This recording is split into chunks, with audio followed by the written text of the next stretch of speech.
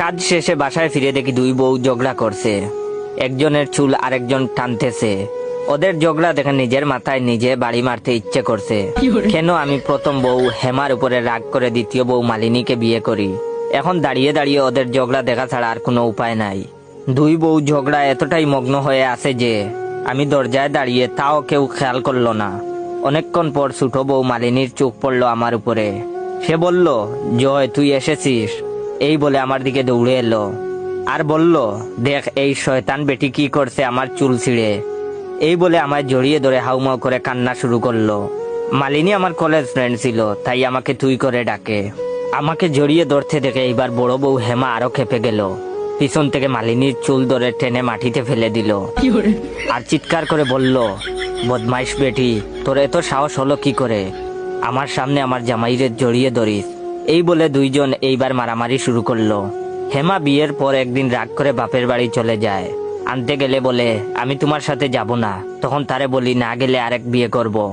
হেমা উত্তর দেয়, পারলে করো বিয়ে। তাই বউয়ের উপর রাগ করে দ্বিতীয় বিয়ে করি। সেই দিন থেকে জীবন আমার দুর্বিষহ হয়ে উঠলো। মারামারি বেশি হচ্ছে দেখে দুজনকে ছাড়াতে মাঝখানে ঢুকলাম।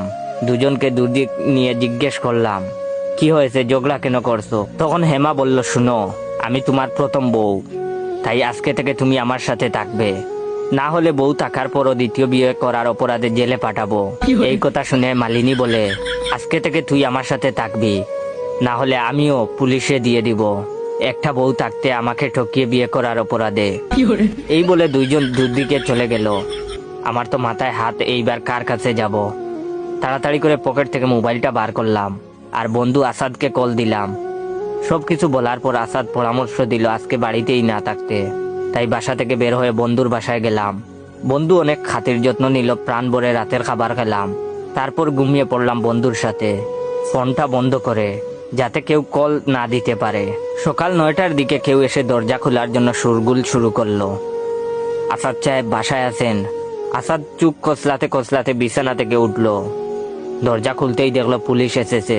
আমিও পুলিশের কথা শুনে তাড়াতাড়ি রুমের বাইরে গেলাম।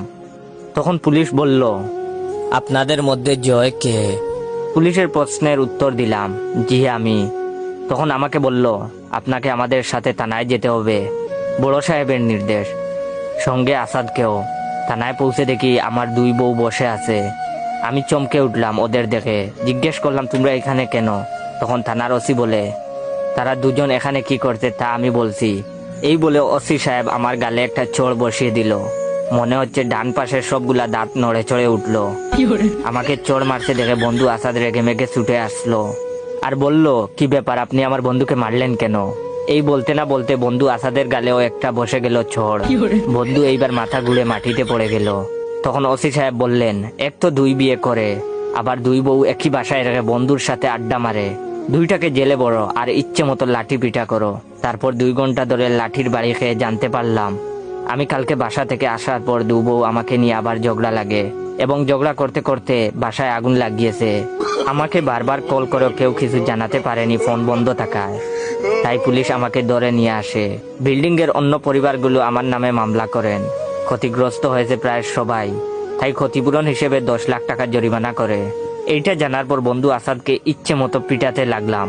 ওর কথা শুনে আজকে ঘর বাড়ি টাকা পয়সা বউ সব হারালাম। বউ দুইটাও আমাকে ছেড়ে চলে গেল, সাথে 2 বিয়ের অপরাধে 2 বছরের জেলেরও সাজা পেলাম।